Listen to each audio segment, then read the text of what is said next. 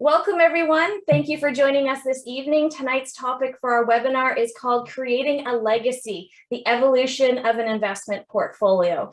And the reason why I came up with this topic is because I had some fantastic conversations with both of the ladies who are joining me this evening, and they are doing some pretty cool stuff with their portfolios.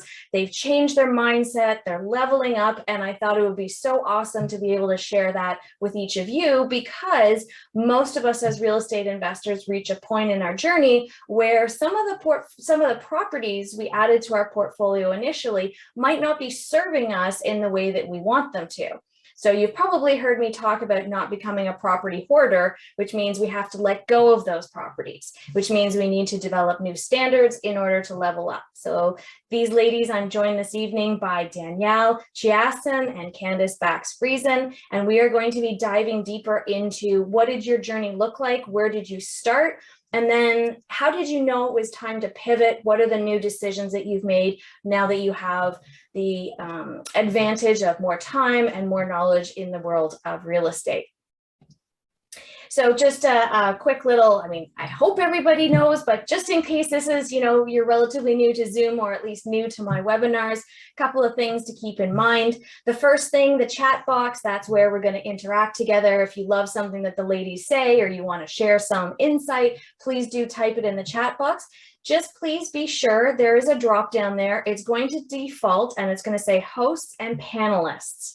And you want to click that and change it to say everyone, because if you don't, the only people who see your comments are Danielle, Candice, and myself. So don't forget, change the drop down from hosts and panelists to everyone. If you have questions for the ladies that you would like to ask, please put them in the Q&A tab at the bottom. And if you have a question for one of the specifically for one of the ladies, please put their name first and then ask your question. And we'll be sure to get to as many of those questions as we possibly can during the webinar this evening. So chat box, click down for everyone and feel free to join the conversation. We love that. And if you have a specific question for the ladies, use the Q&A tab, put their name first and then the question, and we should be able to keep everything rolling along pretty smoothly that way. Our agenda for this evening, welcome and introductions, which we're partway through right now. Then we're going to have the panelist discussion and then the Q&A period. And then we're going to wrap up, and we will wrap up right by 8:30, if not a little bit earlier, so that everybody can get back to their evenings and all their activities. I am your host, Elizabeth Kelly. I've been a real estate investor for coming up on 20 years now. It is my pleasure and my privilege to be able to host these webinars as a way to share some of the amazing people in the world of real estate with you and be able to help you increase your knowledge and hopefully grow your portfolio. I'm joined this evening by Danielle Chiasson, who is just an absolute powerhouse in real estate. Tons of accolades. I mean, you could tell from her bio, there's so much going on here. But one of my favorite things about Danielle is she is such a positive person. So no matter what challenge you bring to her, what discussion you have with her, she just approaches it from such an empowering and confident perspective.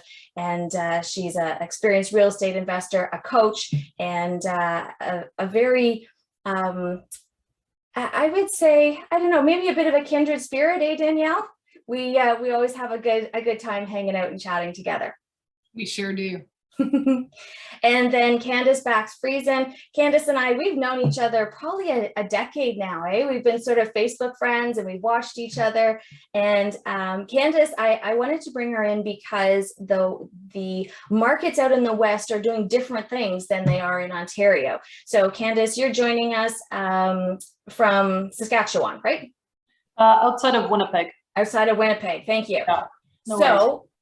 Very different markets than the ones that Danielle and I are typically active in. And I think it's really important to have some different perspectives and to be able to say, okay, if I'm not happy with the market where I'm at, then, what are my alternatives? So I've seen Candice, she does a lot of really cool things. She is pivoting her portfolio in some really cool ways. And she also does coaching and training and provides support for real estate investors and for fellow real estate agents as well. So absolute powerhouse of women here this evening. I think we're going to uncover some really cool things. I've put together a series of questions based on my conversations with the ladies. And of course, we would always love to hear more from you, the questions that you have. We're going to start by sort of talking about the ladies' why and how did we get started? What was our vision for our future when we started investing? Then we're going to talk about the growth of the changes in our portfolios since we began our journey. What was the cause or the inspiration behind these changes? What were your biggest learnings? Because you know what? It costs a lot of money to make a mistake in real estate. So let's try and learn from each other and not make at least the same ones, right? Both the ladies are realtors, so what trends are you seeing currently and what do you anticipate over the next year? And then talking more about their future vision for the portfolio and what motivates the ladies now. So without further ado, welcome ladies, thank you for joining. Thank you. It's an honor to be here. Thanks for having us, Elizabeth. So excited. Oh, my pleasure, my pleasure. Why don't we talk a little bit about your why? Danielle, do you want to start? Tell the people who are joining us sort of why you started investing in real estate, what your initial goals were. My why is a tricky one because I never really anchored to a solid why. But what I will tell you is this. I was in a relationship where I was financially dependent on my spouse because I was at home with the kids and I was helping him in his business. It was kind of a traditional type relationship when it came to finances, and he was the provider and I was the caretaker. And so when that kind of started falling apart, I realized that I helped him build his business and supported him in his business, and I didn't have anything for myself and there was no backup plan. And so I wanted to be able to build my own business, my own legacy, and never have the feeling like it was a terrible feeling. It was a terrible feeling when I left and I didn't know how I was going to support my kids. So like I legitimately felt like I was trapped to stay or had to leave without my kids because I couldn't support them. So that was, you know, in a nutshell, that really drove me to never, ever, ever feel like that again. So, I mean, that's a pretty solid why, but more than anything that has driven me is failure is not an option. Like, and that's what it really boils down to me. Like I made the decision to go into real estate. I knew that it worked. I just needed to figure out what the code was, decode it, crack the code, so to speak, and figure out what I needed to do to make it work. And I dove right into education, learning, surrounding myself with great coaches and mentors. And now I just have a strong network around me. And yeah, I mean, that's really what has driven me. Like failure is not an option. Like I have made mistakes. We're going to talk about that, as you mentioned. And I've learned from them, but they've never held me back because failure is not an option. That's awesome. How long ago did you start investing? 2013 is when I decided to pivot from my former life partner's business into doing my own. That was when things started getting shaky a little bit. And then in 2014 is when we split. And then, so I legit went back to school for 2 years. So I didn't actually do my first flip until 2015, but I spent like those 2 years educating myself. That's when I got my real estate broker's license. So I got licensed as a realtor and then took it up a notch, got my broker's license, and then really wanted to learn. It's like you don't go into brain surgery without really understanding what you're doing. Otherwise, you're going to kill your patient. And so when it comes to real estate, I didn't want to go into real estate without, because you're dealing with big numbers, right? So I wanted to make sure that I had the knowledge and the education behind me to minimize any risk or losses that I might take. Awesome. That's fantastic. Thank you for sharing. What about you, Candice? When did you get started and what was your why? So I was dating my now husband early in life. So I always say almost 20 when we got married, because I was like, yeah, months from being 20 when we got married. But anyway, nonetheless, we were dating and he already had a rental property. So his dad said, hey, you've got a little bit of money from doing jobs as a teenager. Before you blow it on dumb things that teenagers do, go buy a rental house. So of course, this is many years ago when properties were cheaper, but still he bought his first rental when he was 17. So we met and he already had 2 homes and he was renting one out and was living in one. He was a few years older than me. And so we just talked about life stuff when we were dating, and we're just real about things. And he was sharing, my parents were entrepreneurial, but we're not in rental properties. And so I had a strong entrepreneurial background, but didn't know anything about it. So I was just asking him questions. And, when we got married, then I just said, what, if we have one or two, it makes sense to have more, right? You just kind of rinse, repeat. So then we just slowly started buying more properties. And the next one we bought was our own house. And then after that, we were approached about a 5-plex that was listed privately. I wasn't a realtor at that time. And so we got private money and just kind of made it happen. And I didn't go the route of all the education. We just kind of, figured it out as we went, partially because my husband's father was already in rental properties and had pushed him to buy that first one. But a lot of it has just been self-education as you go. So yeah, that's where I started many years ago. That's awesome. So Yeah. Can I ask, how much did you pay for your first rental property? Well, he bought his first one. It was like 30,000. Bought the second one for, I think, 34,000 back in, I think, 97 or so. And then we bought our first, the 5-plex that we bought together was 200,000 in 2002, I think. So. Wow. Good Yeah. for you. That's awesome. Yeah. That's awesome. And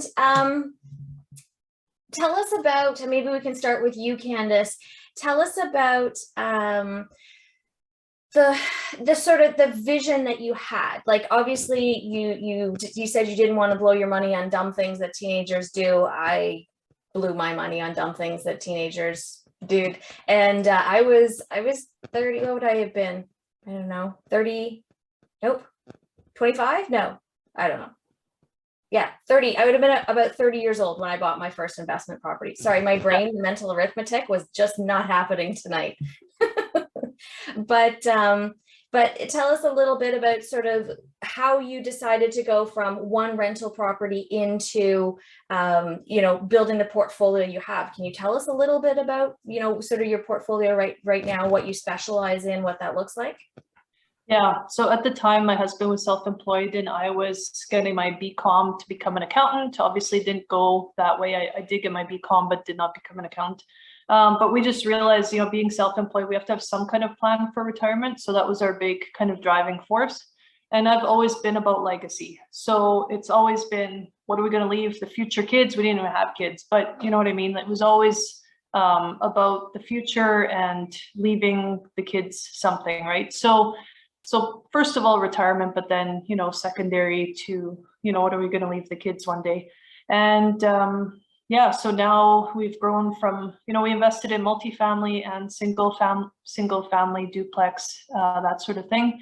Then I said, okay, well, we should probably be looking at commercial, like that's something, diversifying the portfolio a bit, right? And so we invest in a lot of small towns. We invest rural, not in our major city, which is Winnipeg. And so that's a little different too, like why pick small towns, but it was really what we were familiar with. And there's rental properties all over the place. And so we diversified a little bit between the type of investment and the area. But really right now it's more looking at opportunities. So if something comes up, then we invest in it. We do some rent to own partially because of, dealing with clients all the time. If they don't qualify, it's a way to help people into houses. We don't do flips because we're too busy. We got 4 kids and we're running lots of businesses, so we don't do flips, but really looking at the buy and hold, rent to own, and just opportunities that come up. So we've always said one day we want to retire along this, it's called the Rosa River. It's close to where we live. Then a lot came up. We're like, well, we're not ready to retire, but here's this lot, so we should probably buy it because this is part of our one day. But now that we have that, okay, now we're thinking, well, we should put a VRBO on there, maybe do the Airbnb thing with this property that we bought. Now, if the opportunity didn't come up to buy the lot, we wouldn't maybe be thinking about that yet, right? So it's changed things a little bit to really look at what opportunities are there instead of, oh, we got to buy 5 single family homes this year. That's our goal. So yeah, so it's just changed a little bit. think that's really one of the hallmarks of a good investor, is not so much having this, like, I must do this, having this rigid construct. It's really about, where do I find the opportunity? And when opportunity presents itself, what is the highest and best use of this piece of land, this building, this property, whatever it is? And the more you know, the more educated you are, the more opportunities you're going to be able to see within an individual property. You know, when you're starting out as a real estate investor and someone comes to you and goes, hey, I have this house that's for sale, that's part of an estate, like, it's in rough shape, do you want it? When you don't know what to do with it, you might say okay, and you make a few $1,000s from wholesaling it and finding a buyer. But as you know more about real estate, you know how to run the numbers for a flip, and then you learn how to do rent to owns, and you realize that by layering and mixing in multiple strategies into one property, you're going to increase your returns significantly. Yeah, 100%. Yeah. And I'm not saying that what we do is for everybody. Like, some people just sticking to what you know and doing that for rinse and repeat again and again, that's fine, right? Our strategy is just a little bit different because of maybe where we're at in life. And again, we're not like, we just have, we have to grind it out and get 100 properties and then we'll have success. It's just a little bit different. Yeah. I love that. What about you, Danielle? Tell us a little bit about your kind of journey and your, what strategies you're doing and what your portfolio looks like now. So when I first started investing, my first rental I bought at the same time that I bought my first principal. So I actually bought 2 houses at the same time with my best friend. So it was a partnership because I had a great credit score and she had I was self-employed and she had a great T4 income. So between the two of us, we kind of came together and bought 2 properties. And we always said, if anything happens that we have to like part ways, you'll take one and I'll take one. And essentially that's what happened. We ended up putting one under my name after about a year and one under her name. So we just split the titles. This was out in Alberta. And and then I was just, like I said, I was with my ex helping him build his business. Now, I did buy some rental properties and I don't consider that as my part of my journey, because when I decided in 2013 to go into real estate investing and make a career out of it and start flipping, at that point, I decided to start flipping. That's when I did all of that 2 years of education and training is when I realized I was just an amateur investor, really a landlord. And that's all I knew because I thought I knew everything. And I knew nothing until I started taking these courses and educating myself. And then what happened is when I did those 2 years of training and coaching, realized I knew nothing. And that's when I became a sophisticated investor. And at that point, I went into being into flipping. That was my first strategy. Beyond landlording, when I decided to make a career of this, what I ended up doing is I started flipping. I flipped for 5 years. And my model at the time was for every 4 or 5 flips, I would put one in my portfolio. And so that model worked. That's what I did for 5 years until I realized that in order for me to scale the flipping business, I had to hire a project manager and I had to do more, because in order to really make flipping work on a larger scale, it's all about doing more of them. And I really didn't want to own a business, a flipping business. I didn't want to own a job essentially, because I would have had to be there and run it. And so 2020 happened with COVID. Then I pivoted into multifamilies. So I wrapped up the projects that I had on the go.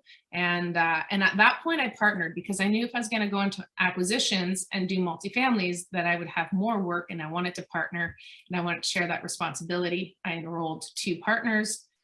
Core partners. I have more than that, but those were my 2 core partners in my new business. And we created a new business, and then we just went from there. Currently, I'm at 53 doors with a portfolio of about 7 million. That's changed a little bit because the last few months we've had a change in prices.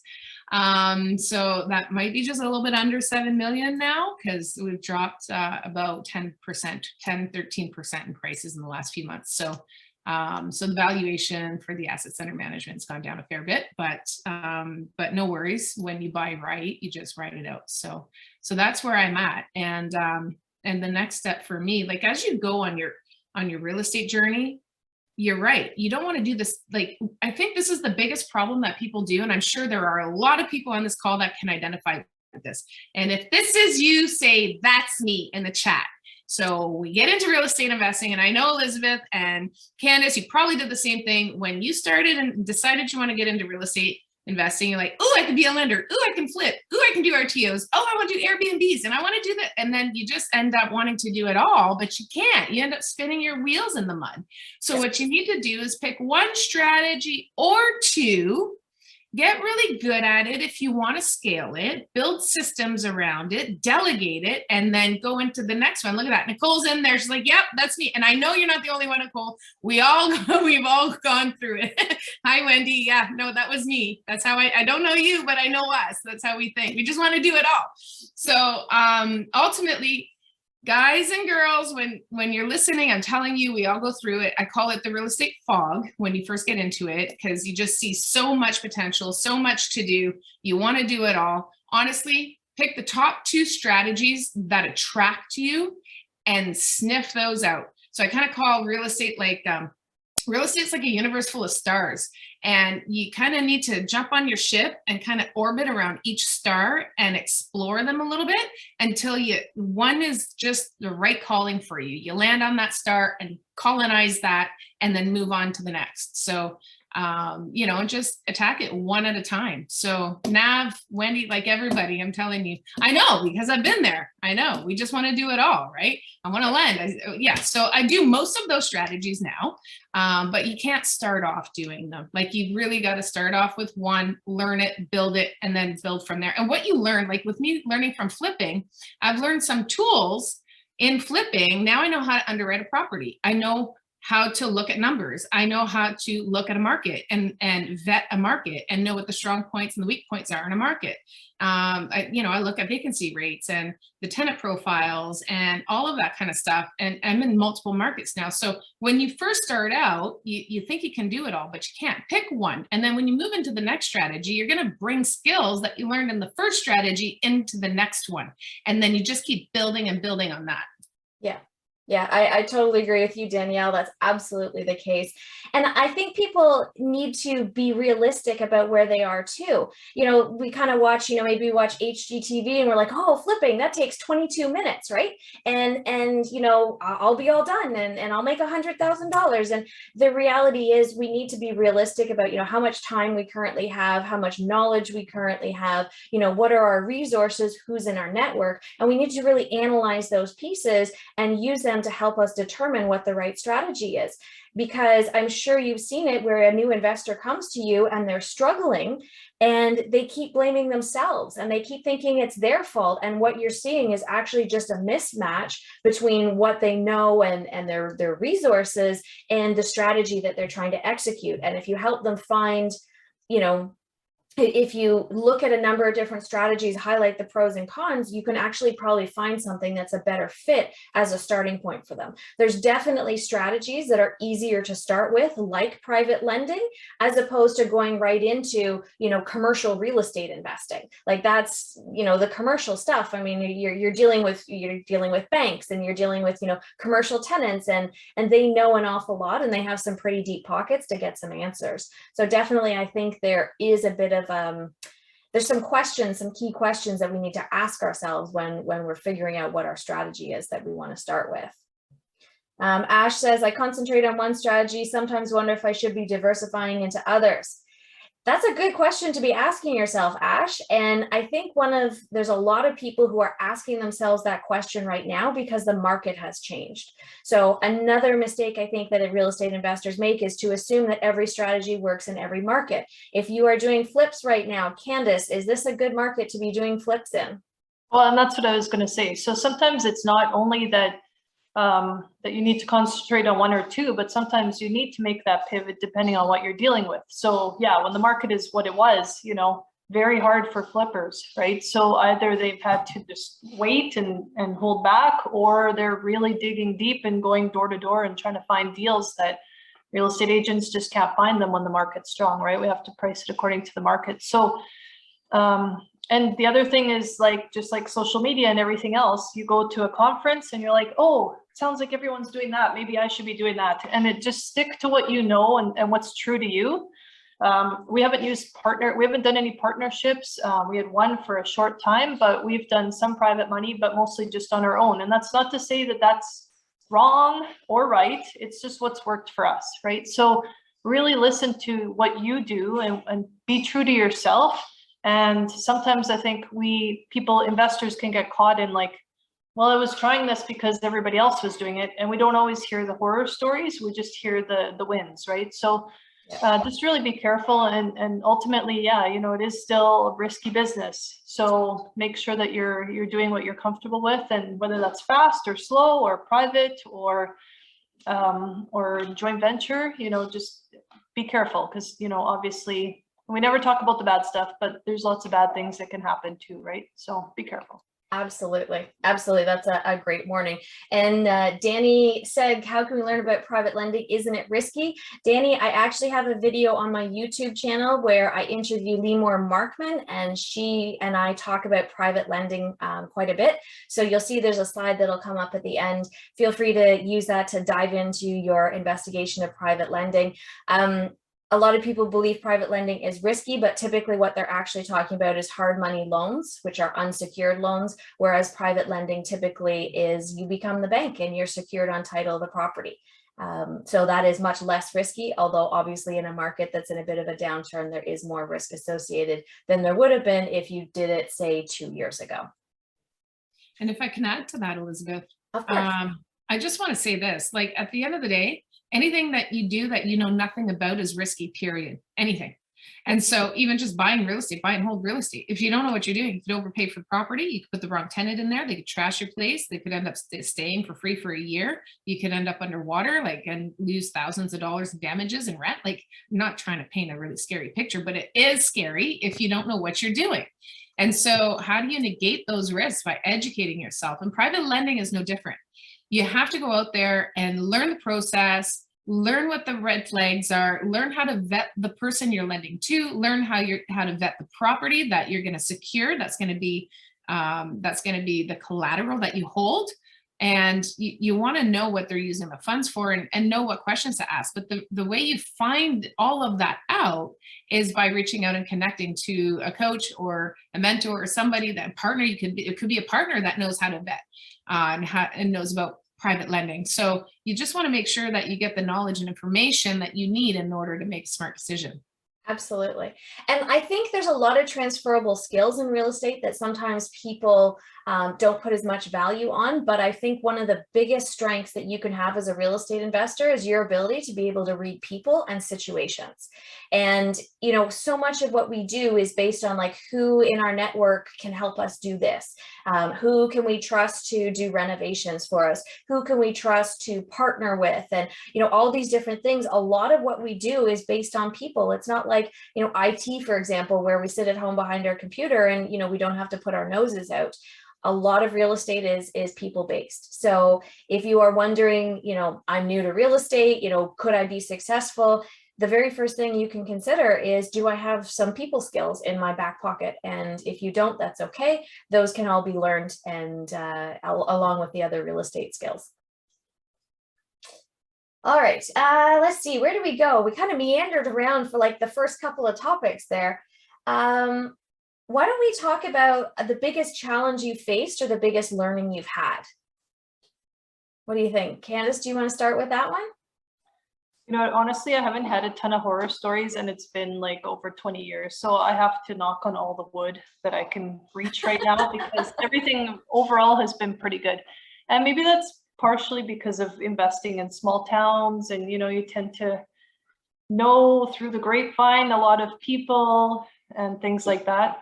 I think just any transition has its challenges. And so when I did all the property management, selling a pile of homes every year, doing all the things with 3 kids. And then when I was pregnant with the 4th, it was like, all right, something's got to give. And so transferring all of the properties to a property manager, that was a struggle. That was because you're not used to giving up control, right? So I would say that was a challenge. Working with a property manager, I have a fantastic one. There's still challenges as you go, and so I think that's been some of them. We have strict rent control in Manitoba. So had one property that we bought that myself and the property manager didn't think that rent control applied, but there was a weird rule about it. So it ended up having a big rollback, and that cost some money. My commercial property has been great, but it has a flat roof. Dealing with that, dealing with vacancies in commercial. Overall great, but we had one long vacancy. So I think that, you know, there's not one thing that really sticks out as like an absolute pain point, but, you know, again, it's not smooth sailing. It never is. You're going to have things that come up that you didn't expect. Overall, we haven't had, again, major issues with tenants themselves, but yeah, overall, it's been good. You know, I always say you don't open the door and just let the first person in, right? Yes. So overall, we've had pretty good luck with having good tenants. So yeah. And that's the challenge. You know, a good tenant or a good property manager can make or break your investment property for the year, right? Especially if it's challenging to get them out. And we know certainly in Ontario and BC to some degree as well, it's a nightmare right now for landlords. It is really, really hard to get bad tenants out. And that doesn't benefit any tenant ever. I mean, they really need to look at tuning up the process at the landlord and tenant board, because good tenants are suffering too. Yeah, and you know, like we have rent control here, so you can only increase the rent a certain amount. So again, you know, some people say, well, multifamily is the cat's meow. Well, if it's going well, it's going well, but if it's going bad, if you've got cockroaches, or, you know, everyone's going to start itching now, but you have cockroaches or bed bugs go through your big building, you got big problems, right? You got to treat the whole building. So, so again, you know, you have to know that when you're taking on bigger projects, you could also have big costs or problems come up too, right? So just being ready, I think, is the big thing, and knowing, okay, you know, if something happens, I'm ready for it, right? And not worrying about it necessarily, but, you know, I have the contingencies, I have the money set aside just in case these things come up. I think that alone alleviates a lot of the issues. Absolutely. I think definitely having that fallback, you know, that fund, whether it's a line of credit or whatever it is. I mean, I've had, you know, clients of mine who, you know, they close on a building and that weekend there's a major insurance claim. Like, who could ever have predicted that? And, you know, it's 18 months before the insurance company pays out. I mean, you need to make sure that you've sort of planned for a lot of different contingencies, not just the best case scenario, for sure. Totally agree. What about you, Danielle?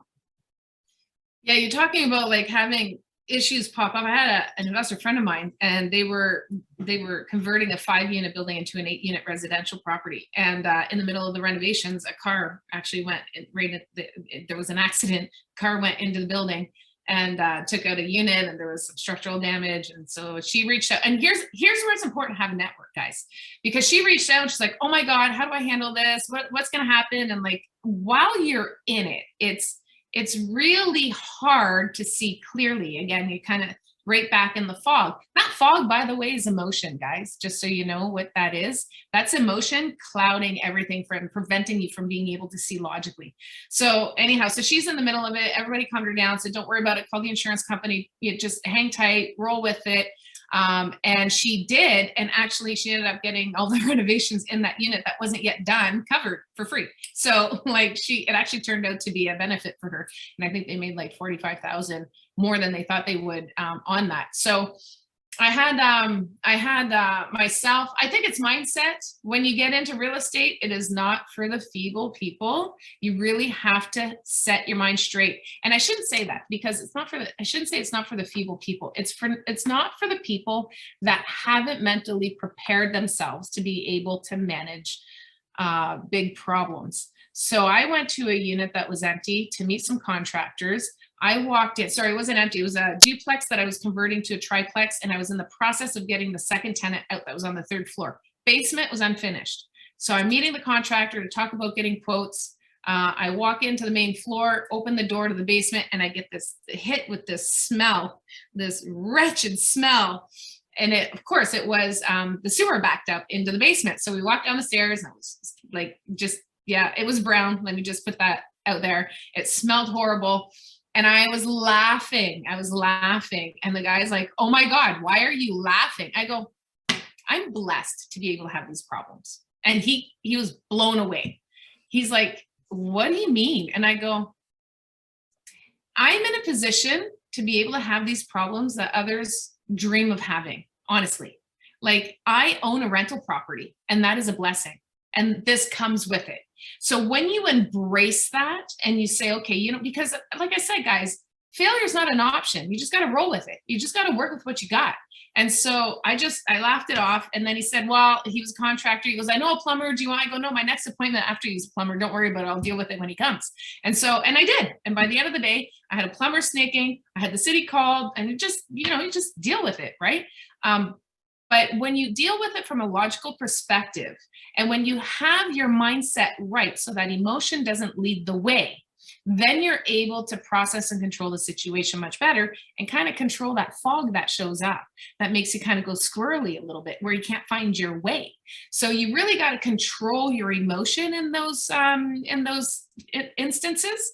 So, you know, honestly, it's tough sometimes. I am not by any means, I'm not perfect at this.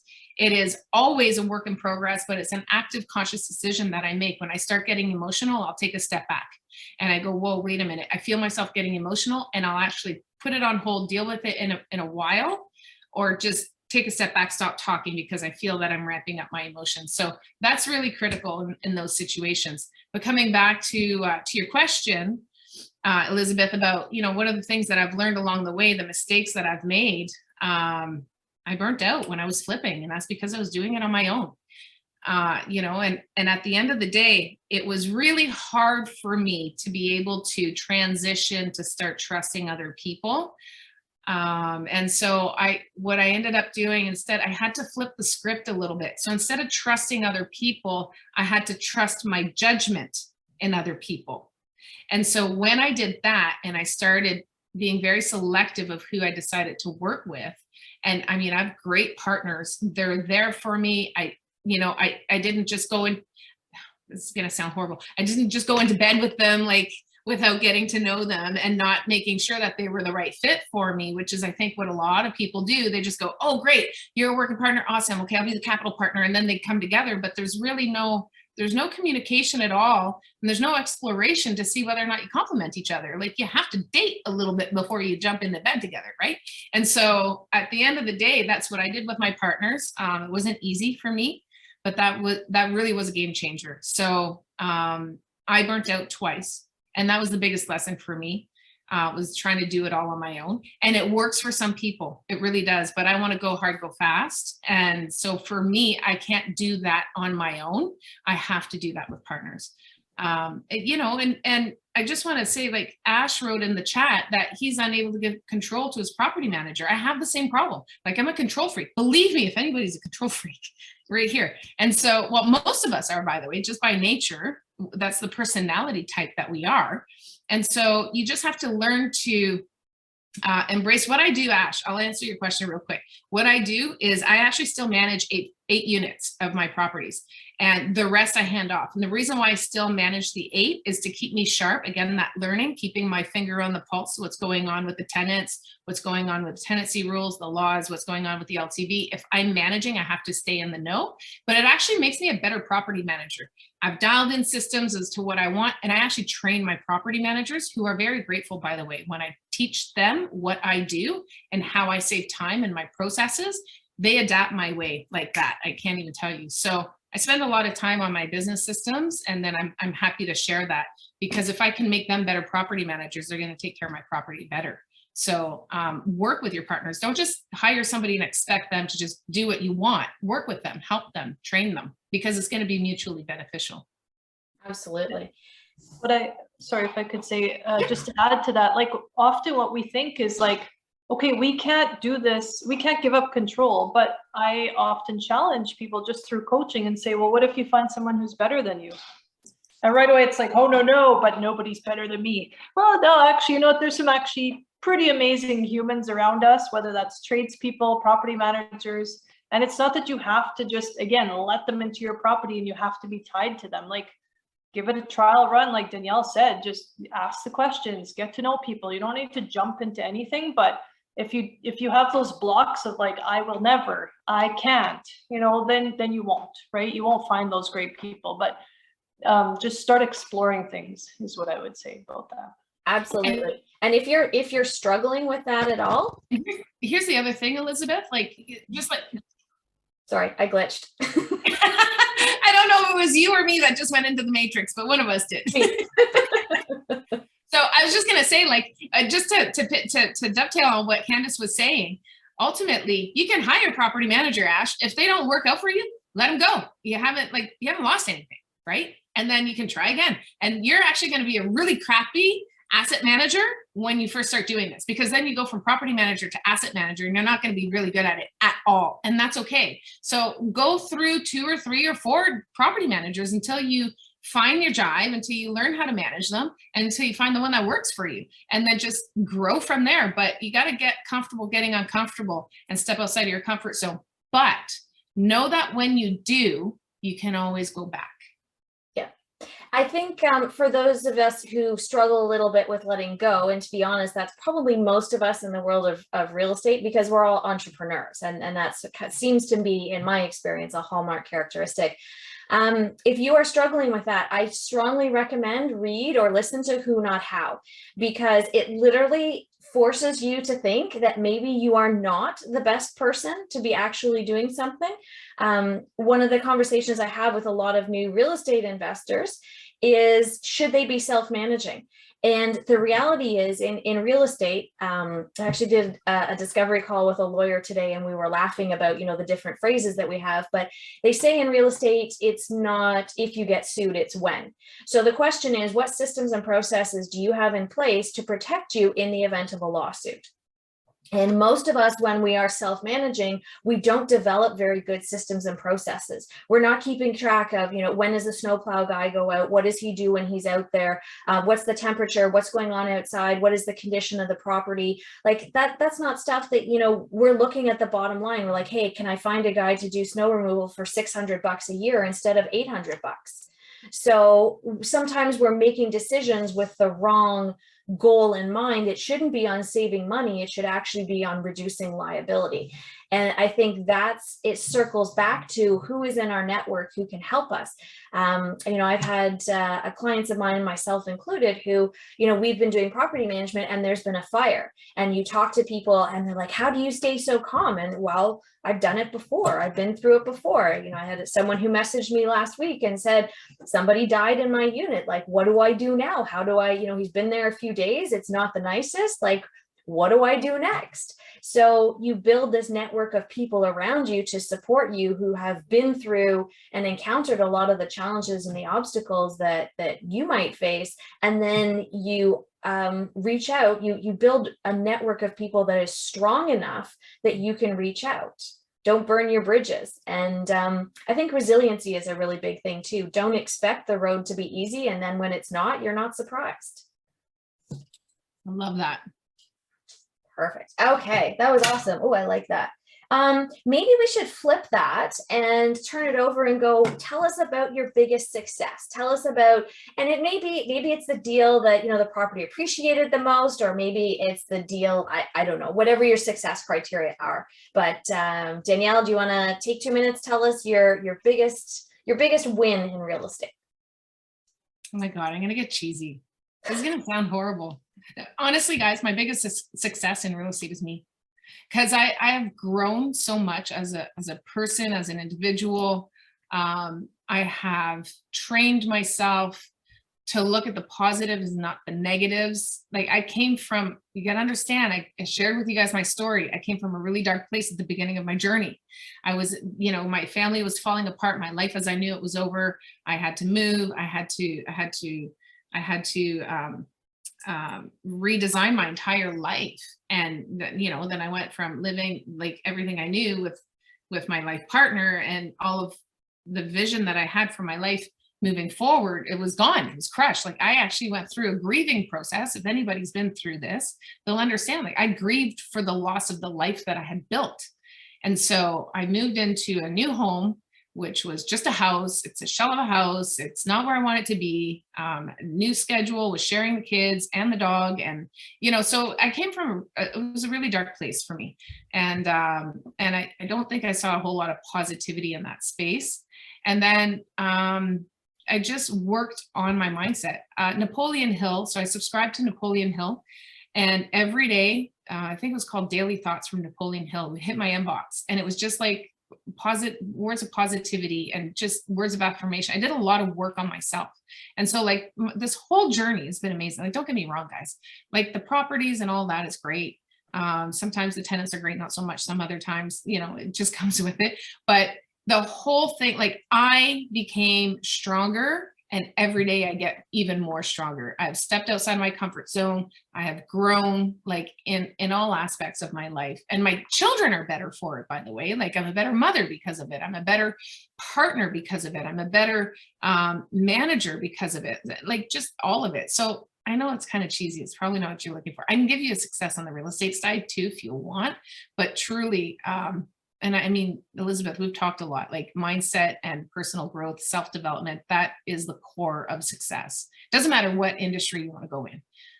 But I know there's a lot of people on this call too, who are going to work every day and hating it. A lot of that is your mindset. And so you can't get out of that until you decide you want to get out of that. And it's a lot of work. Yeah.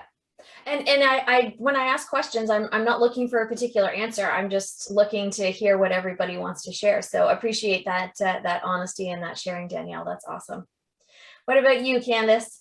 It's hard. I know it's hard to follow Danielle after that. Yeah, same thing. It's just all my growth, and yeah, just kidding.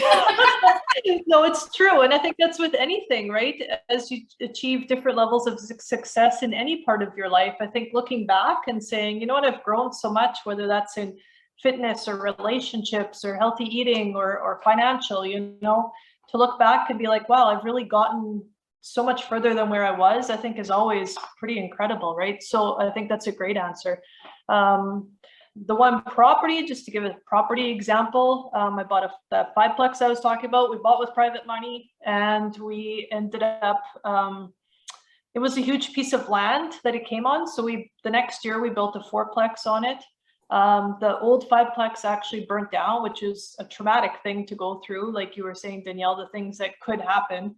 That was a hard one to go through, only because it was like, oh, there was people living in there, right? And nobody got hurt, but you go start, oh man, what could have happened, right? And seeing it on the news and all this stuff is harder to go through than I thought. So that was kind of an interesting thing. But nonetheless, we've got this fourplex now. That's a newer building, and we still have options on that land to build more. So a lot of the stuff we've acquired with future development in mind, and I know we'll probably get into that a little bit more, but not everything is like, oh, this is going to be a moneymaker right now, but it's like, okay, we have the possibility to do some really big projects in the future with that. And again, just going through the baby phase and having kids and stuff. And then we bought a farm, which was refinance everything to buy, it's a couple $1 million to buy a farm nowadays.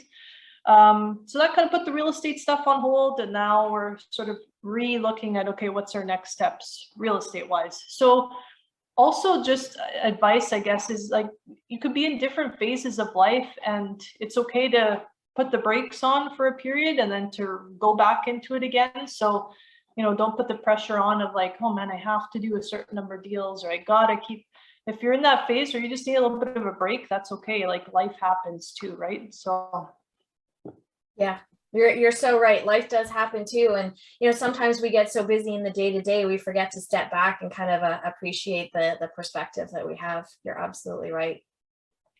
Okay. I'll share Hang on. Candice, I'm really jealous. You got a farm. Okay. I'm coming over to your house during the next pandemic and there's no food. I'm just saying. Yeah. It's a commercial farm. So we're providing chicken meat to people who are buying it in stores. So it's a big scale farm. It's not 10 chickens running around in my backyard. It's a few more. So wow, that's pretty inspiring. Yeah. It's a little intense, but that was a career change again for my husband. He was working a labor job, looking to make a change. we did that. We've grown other businesses, and, you know, things are always changing. So again, real estate isn't actually always at the forefront because there's other stuff going on in life, right? It's like if you have an aging parent or you've got a kid who's sick, you know, it's okay to just put the brakes on things for a bit, refocus, and there's lots more time. We all hope there's lots more time, right, to refocus on real estate later. So absolutely. Did you ever have a corporate job, or have you always been an investor and realtor and that kind of thing? Yeah, so after I got my Bachelor of Commerce, I worked at a bank for a year, then I was a mortgage broker for a year, and then someone approached me to become a realtor. Had I not been approached, I don't know if I would have, because there's so many realtors all the time, and I was like 25, but yeah, 15 years later, still a realtor and still selling, you know, almost 100 houses a year. So that's really cool. Yeah. Good for you. Good for you. What's your success story, Elizabeth? Well, I'm kind of like you, but in a bit of a different way. So I got into real estate originally because my husband and I, this was sort of our retirement plan. Wasn't super passionate about it. Didn't, you know, light my candle. I really wasn't, I don't know. I hadn't drunk the Kool-Aid. I don't know, maybe is the way to put it. But what I discovered is that all of my skills, because I had a job before where I was a fundraising manager for charities. So my job was literally to go out and sell warm, fuzzy feelings. And what that translated into for me in real estate was that I didn't feel good about just buying a building and being like, yay, I bought a building. Yay, like, you know, each building, each house, it didn't mean anything to me. It wasn't until I discovered rent to owns and I found the opportunity to be able to help people, specifically families. A lot of the families that we worked with had been through really challenging times, whether it was divorce or illness or job loss. They were looking to rebuild, and that to me felt really exciting. And we took our Rich Dad courses in like 2008, 2009. And then in 2010, we started coming back and kind of talking to students just about our success. And in doing that, I discovered how much I loved public speaking and being a coach and being able to help other people in kind of, you know, the way of being able to say, like, these are the mistakes we made. These are the challenges we had. Here's what we learned. And, you know, how can I help you learn and grow? And that was really, I think, probably the biggest success for me in real estate was I feel like it enabled me to find my passion that I wouldn't have found if I was on a different path, if that makes sense. The other thing I love about being an entrepreneur is I get to choose all my personal development. So I remember being like at, you know, the Heart and Stroke Foundation and the MS Society, and they'd have like a personal development section of your job description or whatever at the end of the year. And they'd say, well, what did you do for personal development? And you'd be like, oh, I took this course, or, you know, I talked to this person about what the next step in my career was. And it wasn't fulfilling like personal development is as an entrepreneur, like being able to decide what retreats do I want to go on, you know, who do I want to hire to coach and mentor me, you know, what training do I want to take? Like that is super empowering to be able to decide the next steps in your journey. In terms of my favorite deal that we've done, I would say we bought a seniors home that had been vacant for almost 10 years. This is in Kirkland Lake, and it's 33,000 square feet on 4.5 acres of property. And like hundreds of people had looked at it and gone, we should do something for minors. We should do something for minors. And you know what? Nobody ever did anything for minors. So we bought it for a song on a 3-year vendor take back. And we worked our butts off. We did a ton of the work ourselves, and we turned it into an income producing commercial property. We've got 50 rooms to house minors. We aren't really competition for the hotels because like the microtel in town to rent a room for a month is $5,000. You can rent a room with us for $1,000. You have access to a shared kitchen, and it gives the guys who are in town the opportunity to be able to have a clean place to be able to sleep, you know, in between their shifts, but they're not taking a substantial amount of money away from their families. They can send as much money as possible home. So we had a restaurant in there before COVID, which it didn't make it through, unfortunately. We have a hair salon in there, and we've got some other cool stuff in the building. So to me, to be able to see something where people saw potential but weren't able to figure it out, and to be able to put the pieces in the puzzle together and turn it into an income producing property was pretty amazing. So that's probably my biggest success. I think it's important to note, and I don't know if everybody's hearing the messaging that's coming across right now, but real estate is not about real estate. Real estate is a journey to your passion. It's a vehicle to your passion. It's a launching pad to yourself, to discover yourself and become who you truly want to be. And during that journey, you're going to hopefully find some financial freedom, some time freedom, retire comfortably, leave a legacy for your children and your grandchildren. That's all dependent on how hard and how fast you want to go, how big you want to go. But ultimately, like, that is probably one of the biggest things. Like Ash said, it's pretty amazing how listening to your stories, how you guys have grown personally. And I think both Candice and Elizabeth can attest to this. I travel in a lot of real estate circles, and I've like, over the years, I just see people that are in it blossom. Like, they blossom. People have grown and really discovered who they were because they got out of the rut that they were in, and they were able to flourish.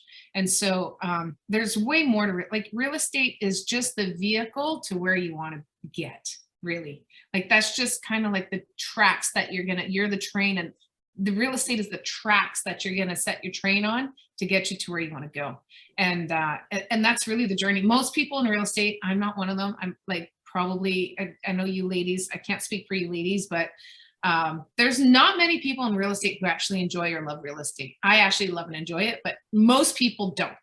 And so, but they love and enjoy where it takes them. The journey is amazing. It's absolutely phenomenal if you just embrace the journey.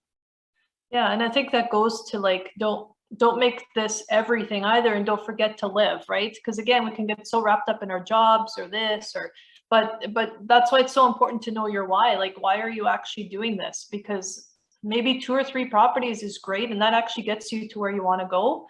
You don't have to have 100 properties, right? It just depends on what you want in life. And maybe you want the Lamborghini in your front yard, and maybe you want to give hundreds of thousands of dollars away to somebody. Just know why you're doing it, and that's really going to be the fuel to get you where you want to go to. But your why and your goals are moving targets. Like, you're going to get close to where you think you want to be, and then that's going to move, and then you just keep chasing that, and so you just become a better version of yourself, and you just keep becoming better and better. And I think the biggest mistake is people are always, somebody mentioned it in the chat earlier, like, it's hard for me to stay in the strategy I'm in when I see what other people are doing, and they seem to be doing so great. By the way, trust but verify. They seem to be doing great. They are. Just going to put that out there. Yeah. I've spoken to a lot of people, and the girls are nodding. So I'm just telling you, trust but verify, because what you see is not always how it is. But having said that, your why and your goals are going to move, and that's okay. That's okay. Just keep moving forward. I think that gives us a sense of purpose and accomplishment in our lives that nourishes our soul. Absolutely. And I think that's a great opportunity to talk a little bit about the pivots that we're doing in our portfolios. So I would love to hear, why you're pivoting and in what direction you're going. And Candice, you and I had a really cool conversation, which actually kind of sparked the whole idea behind this. Do you want to tell everybody kind of what the pivots and the changes are that you're making in your portfolio? Yeah. So some of the stuff that we bought early on was older inventory, right? So, when you're trying to buy the first properties, they're not typically here anyway. They're not typically brand new properties. Often it's easier to get into older stuff. It's a little more affordable. You kind of make it work.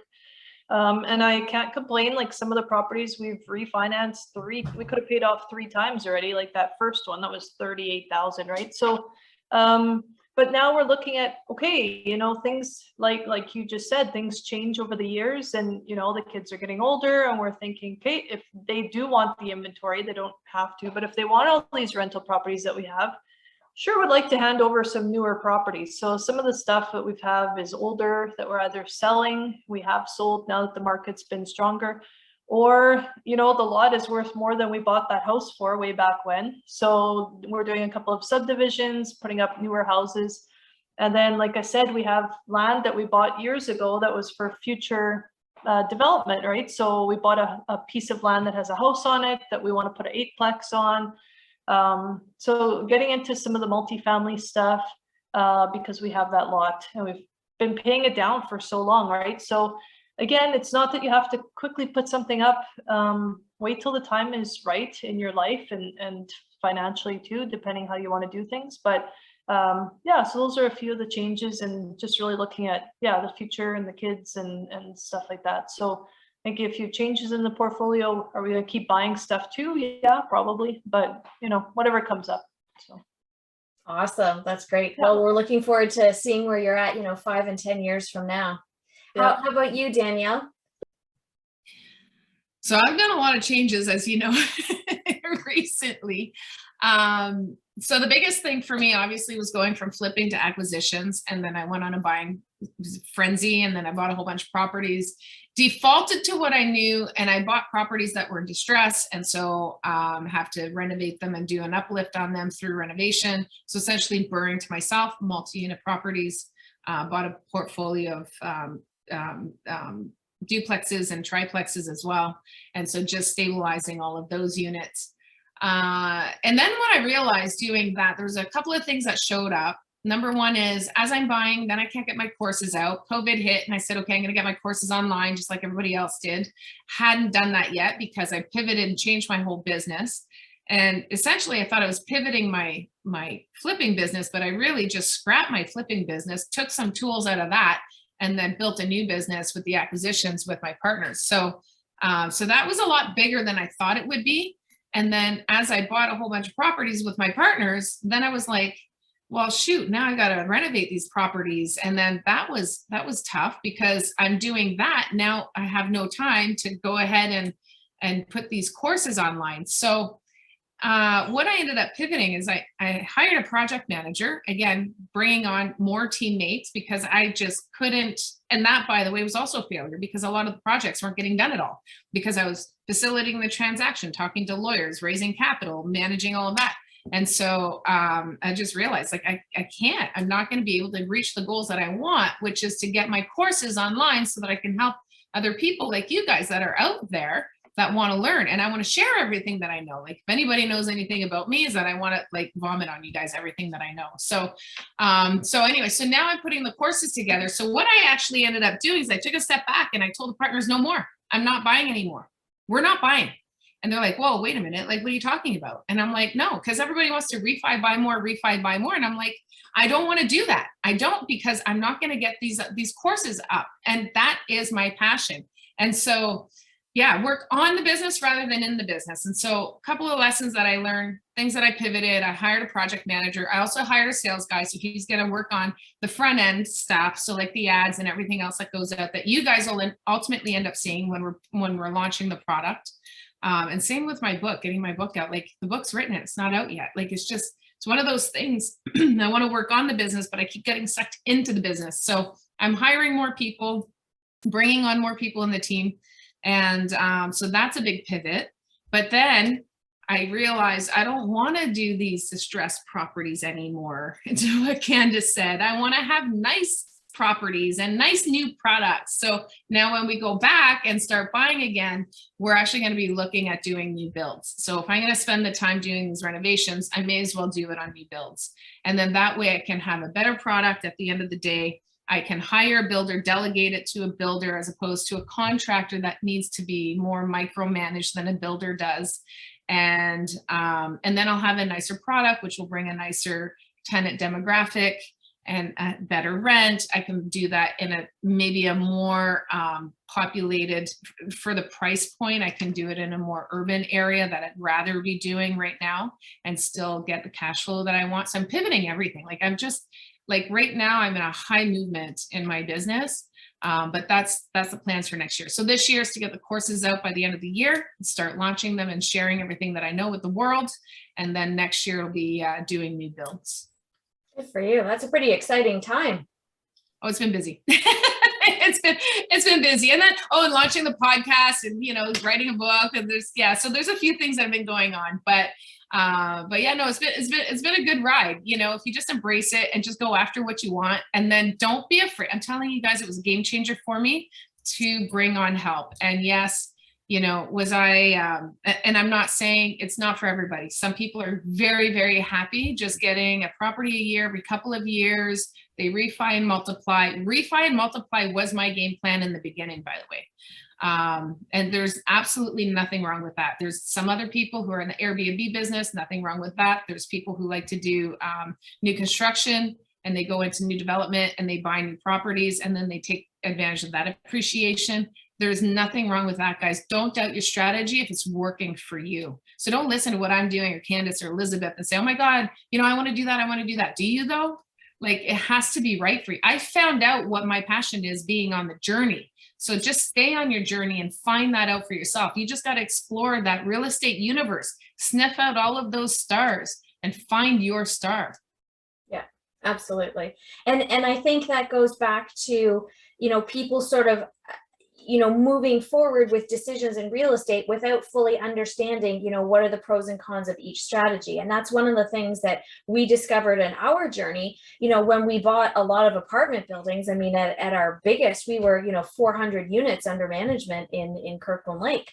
And I didn't realize what that life would look like when you are running the property management company with 400 units under management.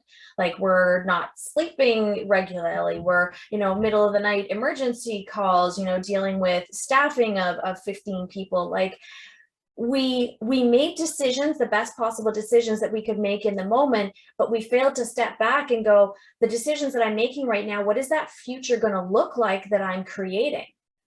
And then we went, oh, we're here now, where we are living the product of the decisions that we might made 5, 10, 15 years ago. And then we went, are we really happy with this? And we went, no, because we have financial freedom, but we don't have time freedom. So then we went back and we said, okay, so let's figure out how we create that time freedom. And we started looking at things and we thought, we've had some joint venture partners. Some of them are 12 and 14 years. Like, they've kind of run their course. They've been amazing. And it's time to, release the buildings, release the partners, and figure out what that next piece looks like in our journey for us. So I think it's important that we, not just that we're living in the moment, but we're asking the right questions about the future that we want to create. What do we want that to look like? What do we want that to feel like? What is the intention that we're putting out there? And then making sure that there's alignment between, am I looking to create cash flow because I want to leave my job? Or am I looking to build wealth because I want to save for my retirement? And there's a real misnomer out there that things like multi-unit buildings, that these are a cash flow play. I was speaking at the Ottawa Real Estate Investors Organization last Wednesday, and I said to people that you're lucky if you can get $100 per door in most multi-unit buildings. And people were shocked. I mean, people are buying multi-units expecting this monster cash flow. Like, that's a challenge when it doesn't actually happen and you're counting on that money. So your education, your knowledge, talking to people who are doing what you think you want to do, that's literally the biggest piece of the puzzle, I think, anyways, in terms of figuring out where you want to go. And I think one of the biggest signs that it's time to pivot is that feeling of restlessness or unhappiness that you kind of get, where you're like, you're just like, there has to be something better out there for me, or I don't feel passionate. Maybe it's a feeling, burnout, that'll do it too. Anybody here where like you just, you think about your job and you don't want to get out of bed in the morning and you're just like, this doesn't excite me anymore. And I know one guy, he went into flipping and he was like, I hate working alone. I realized I'm getting out of flipping. I'm going to get a job. I miss the water cooler. I miss talking to people, right? So again, we have this romantic look at things sometimes. And when you get to that point, maybe it's a goal, it's a number of units and you think, oh, now I've gotten there. And the next morning you wake up and you realize, oh, you know what, life is still kind of the same. So yeah, maybe it's not the goal, right? So again, finding that happiness every day, not just the financial stuff, right? But really being careful that we're finding happiness every day and whatever that is, right? It's those little moments often, and don't rely on just the big things. Yes, money's good, freedom's good, time or money, freedom. But I think what COVID taught a lot of people is like, wait a minute, am I actually happy with where I'm at? And that's where a lot of people suddenly, a couple of investors from Ontario moved south, right, to Costa Rica. Yeah. It was going through that, like, wait a minute, am I actually happy? And I don't think we take that time enough, right? It takes COVID, or it takes something big usually to make us go like, whoa, am I actually happy? But I think like having that, if you're in a couple, having a quarterly retreat as a couple, escaping from your everyday life and just asking those important questions, right? Life is short, so make sure that you're happy. Yeah, and make sure that you love the people that you're spending the most time with. Yeah, for sure. I think people get married to what they think their goal is, and how they're going to get there. And so, like, just to kind of button up exactly what Candice said, don't get married to the goal or the way there. Like, be fluid. If it doesn't feel right, call it out and say, you know what, this is just not the strategy for me. Stop trying to put a square peg into a round hole. And then if it doesn't work anymore, or if it's not feeling right, take a step back and pivot. And it's okay to pivot. Just keep pivoting until you find where you need to go. Absolutely. Love that. Danielle, there's a question here for you, and I think we'll cover that. And then I would love to get to wrap up the evening with the trends that you're seeing and what you anticipate, or what you think the opportunities will be that are coming down the pipe in the next year. So the question that was asked by Ash, who is, I think he gets an award, a prize tonight for being the most interactive attendee. We know he's glued to his computer. Are all 53 doors with partners? And if so, how many partners do you have? So yeah, that question is a great question, Ash. Thank you very much for asking it. The 53 doors is with a slew of partners. I have, if I were to count them out, I got my 2 core partners, and then I've got 4 other partners. So my ownership structure in all the doors, none of them I own personally. And none of them I own individually at 100%.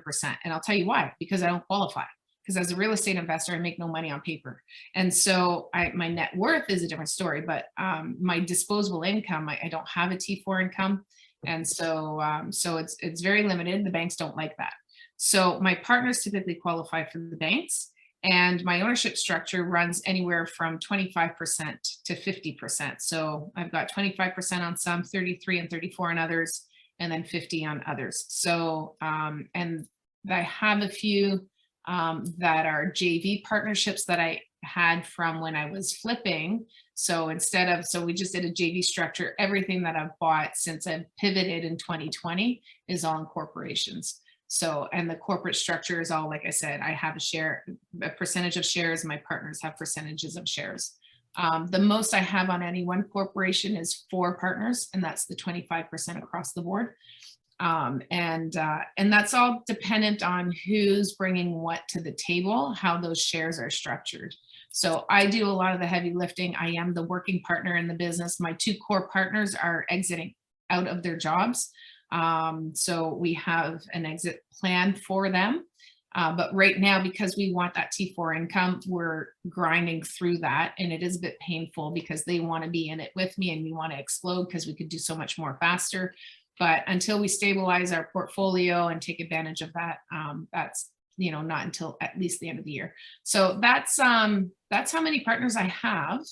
And yeah, and what helped me propel me was honestly just having the partnerships, because, with that T4 income, as a collective, there's so many more things. Even just having 4 people on an ownership structure, the banks love that, because when you own something by yourself, well, if you die, what happens to the property? That is considered high risk to the bank. That's something that I learned after I got partners. I didn't see that before, but the banks told me, oh yeah, because you have partners and they have real estate and there's a history, and you show them who you are and what you do, then it makes you a more safe investment for them to lend to you. So yeah, having partners was really a game changer for me. It was hard to make that shift. But when you find the right partner and you trust your judgment in your partner, meaning you've vetted them and you've gone through the whole, process. And for me, by the way, it's not just what they bring as a skill set to the table, but who they are. It's way, way, way more important to me. Their core values, their honesty, their communication, all of that. That's more important, because the rest can be taught. Absolutely. Yep, you're so right. And partners, I mean, so many people come with challenges with partners. Not a lot of people actually spend much time talking about what's gone right with partners. And Napal said, this has been a great session. Thank you all so much. You're most welcome. Candice, do you want to talk about what you're seeing coming up in the market? What is your belief about what's going to happen in your area or with real estate? Yeah, so Winnipeg is slow and steady. Unlike you guys, we don't have these massive drops in property values. Our values have not gone down 10% here. So usually we're kind of a 2% slow and steady wins the race in Manitoba, which is boring for you guys from Ontario and BC. But it's great and it's very comfortable here because you kind of know what to expect. So we just had last year was 13% increase. So that was a big increase for us. And a 6% is expected for this year. So we still had an increase in prices. Market is slowing down here. So we maybe don't have like 40 offers, but we have 4 or 5, right? So it's still considered a seller's market. And the big issue for us is not enough inventory, which is, I think, for the most part, the issue across Canada from a real estate perspective. So because of the stock market being unpredictable, a lot of people have held on to their properties. So we're not finding a lot of multifamily hitting the market because people just want to kind of hunker down and they're not sure what to expect. And that came from COVID, and I don't think it's going to change because, again, of all the volatility right now in the world and in the markets. So that's what I've been seeing. So as the market does kind of become more of a balanced market instead of a seller's market, we're going to see more opportunity for people who are flipping properties. We're going to see more opportunities coming up on the market. But also, you know, a lot of buyers were like, no, thanks. I'm not doing this. I'm not doing this crazy market. And if I do sell, what am I going to find, right? So a balanced market is just, yes, if you're a seller, you're going to miss it, right? And you wish you were part of it. But overall, a balanced market is a stronger market and it's good for everybody, right? So all the realtors will say, whew, because they've been running their tails off the last 2 years. But it does make it easier for everybody to have a little bit more balanced market. So looking forward to that. And again, we'll probably just stabilize here in Winnipeg and go back to our slow and steady, small increases every year, which we're okay with here. So that's awesome. That's awesome. And I think that's definitely one of the advantages of sort of the smaller, like the non-sexy markets, right? Is that you just see the consistency and the stability, and it really is a wealth builder. It's not an instantaneous income replacement. Yeah, perfect. Danielle, what are your kind of predictions, or what are you think is coming down the pipe for the next year, 2 years?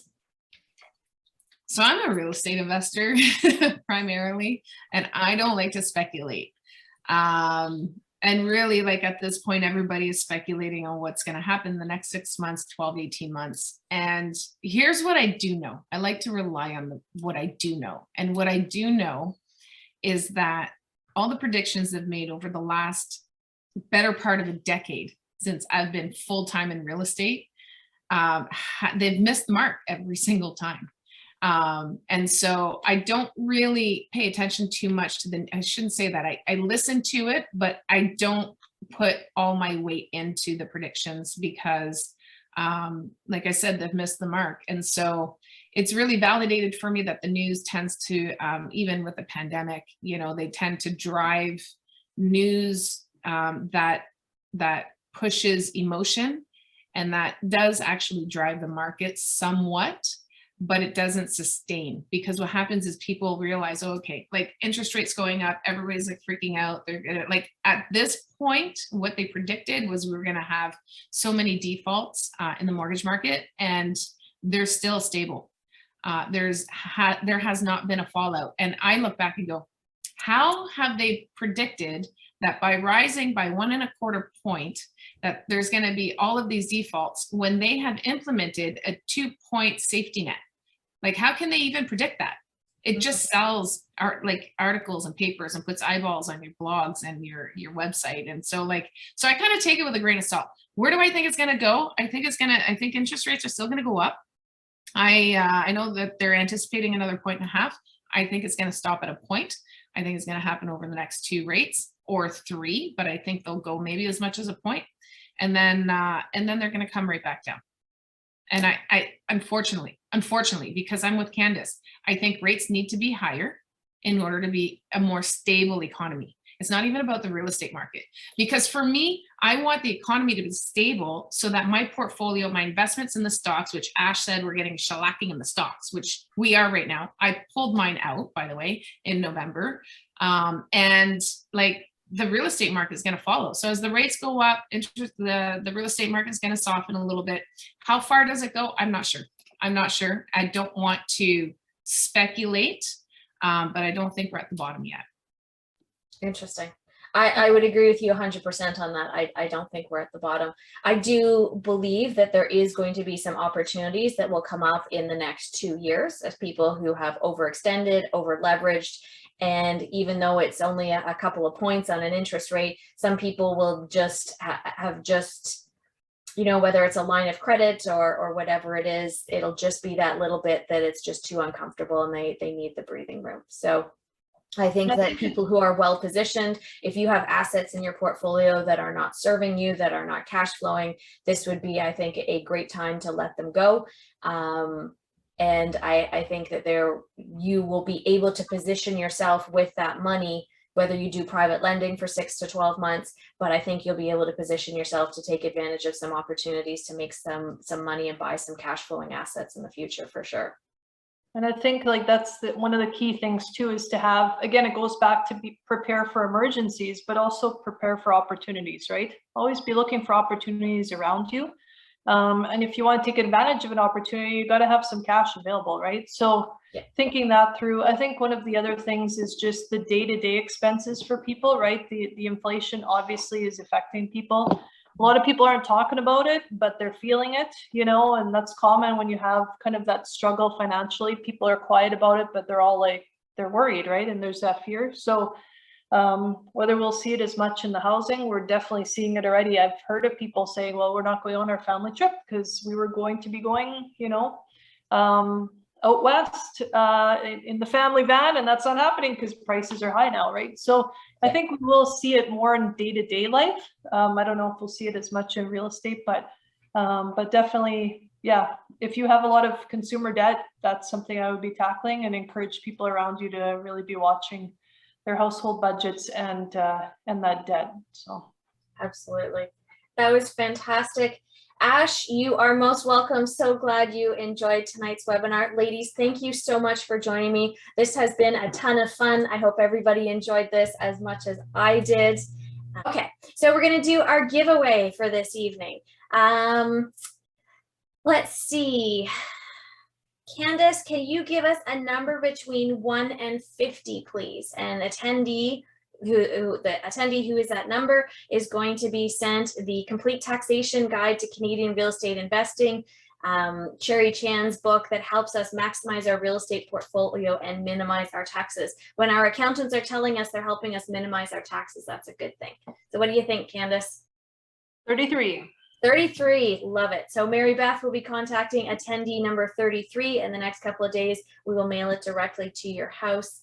Thank you so much, everyone, for attending this evening. If you are new to my real estate community, by all means, I'd love you to subscribe to my YouTube channel. The recording for this webinar will be uploaded in the next couple of weeks, but I have a ton of other information there for you, webinars, expert interviews, and so much more.